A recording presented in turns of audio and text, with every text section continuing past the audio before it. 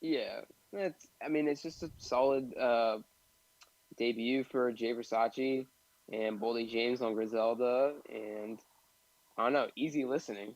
It's been a while since we got like one of those.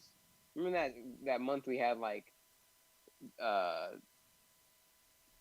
God, the Attack of the Future Shocked and Descendants of Cain and Mm-hmm. the Innocent Country 2. We got like all those like In the same dense hip month. hop. Yeah. Yeah, this has been a while since we had like a real dense one like that, and I feel like this kind of like refreshed me a little bit on some of that kind of hip hop. It was number 5 for me. You know what? I thought I could give it to Black Noise. Overall, I was more excited about it than I actually was after listening to it, even though it had all those Hmm. features. Um, I could have even given it to Taylor Swift. You know, T Swizz with her boof pack of fucking indie jams that she made. Taylor Swift. Yeah, you better cry right now. But I decided to go ahead and say fuck it. Give it to Dante Thomas and Oh, Corey nice. G on their Road Trip EP. And even in just 5 songs, it's significant.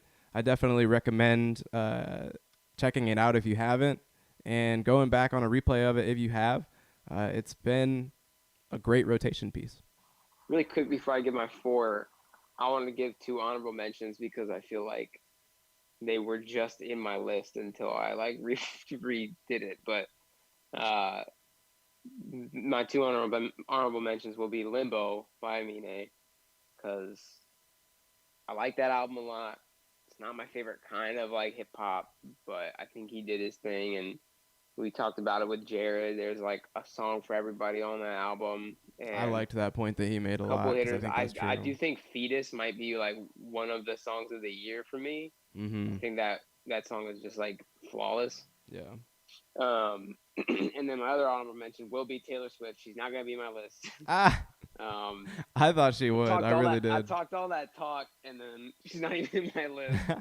But yeah, you know how I feel about that. I won't go into it. But and then my number four is gonna be Trapped on Cleveland 3, man.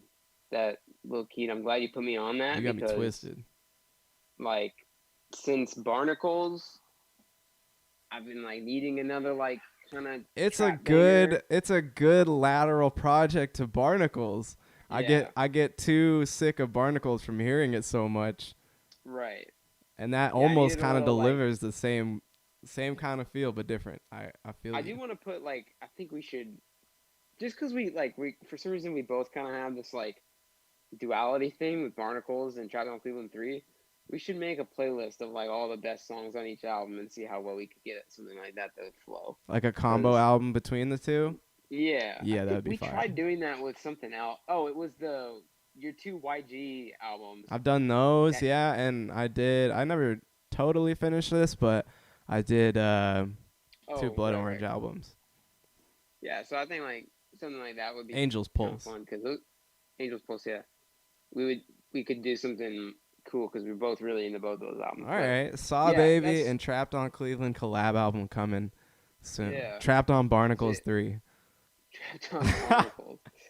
Trapped on But yeah, man, Barnacles, bro. that Lil Keed album is pretty fire. I'm really glad that you put me on that. It's like some thug if thug wasn't thug kind of thing. Yeah, yeah. I If really Thug like was that. just getting started, but for some reason also had all the skill sets that he Right. has now.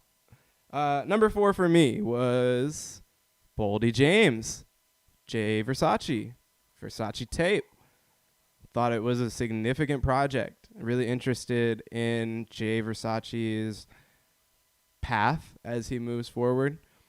This was a really interesting starting point. It's really cool to see. It's cool that he landed here, and it seems like the right place for him to be working in. So, realized right before we started that this was a July project, a July 31st project. We're adding it into this list. We're calling it an August album, basically.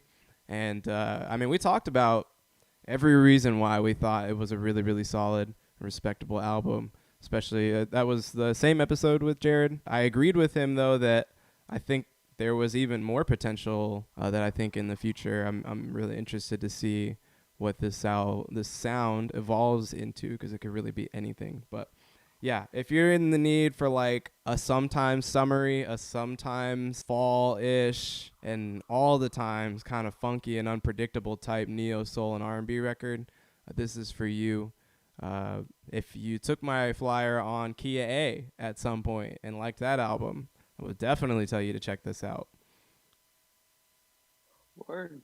My number 2 album of the month is actually one that came out this last weekend, and I had included a song from it on the first uh, Bridge City Boys mixtape. But his name is Ricky Reed. An album that just came out called The Room. Terrace Martin on it. Leon Bridges is on it. A couple other like notable bands and stuff. But it's kind of just like this funky electronic soul music. It's definitely worth a listen if you like Blood Orange type stuff. If you like Frank Ocean, I think there's like some elements, Bonnie Vare kind of elements, just cool like electronic synthy wave pop kind of shit.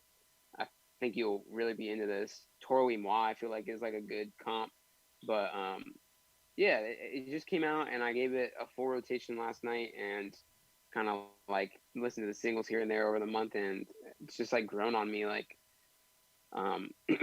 we haven't gotten. We had like a Blood Orange album in 2018, a Blood Orange album in 2019, and 2020. I'm like fiending for something Blood Orangey because Ah, that's just like one of my favorite artists. And I haven't gotten anything like that. I thought Frank Ocean's album was going to drop this year, and it still might, but I don't know. You never know with Frank. But I don't know if um, I can handle a Frank Ocean album this year. I know I'm not gonna put my money on a Frank Ocean album this year. So to get something that's like kind of in that realm, I'm kind of just like all over it right now because it's what I've been wanting. But I recommend it to anybody who's into that kind of sound. Ricky Reed, say the title again. I think it's just called The Room. Okay. Check it out. Word, word. Newly discovered fire from Trent. You know what it is. Yeah, oh my god, throwback. I'm gonna give up my number 2 and number 1 at the same time, so as to, Okay. leave some suspense. But what do you think? Which one do you think is my number 1? Lil Keed or Amine?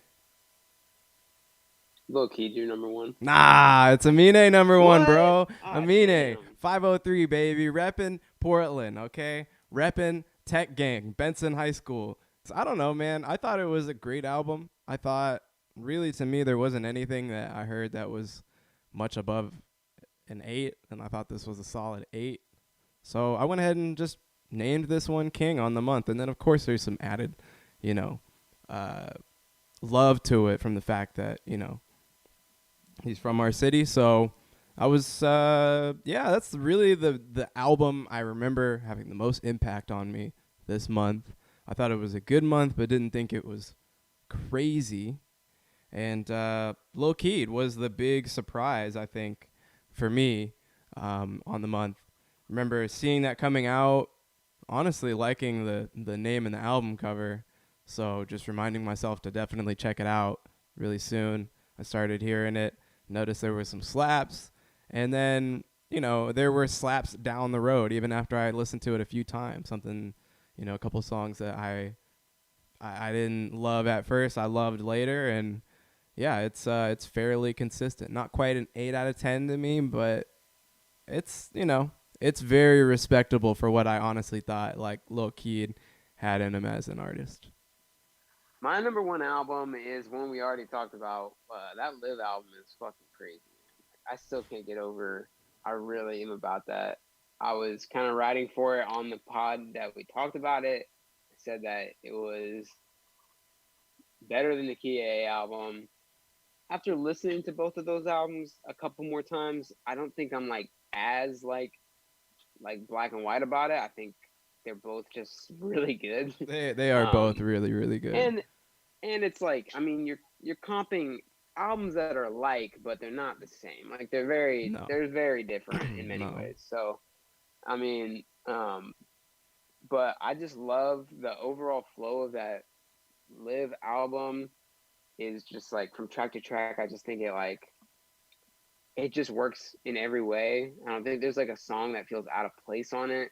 I don't think it's like a minute too long or a minute too short. I think it's like really perfectly rounded. And like you, I still think that there's like another level to this artist or to this craft that Mm-hmm. like maybe she I don't know, maybe she hasn't realized it yet, or maybe she purposely was like it's so early, like I could make create some hype for myself and then really blow them away.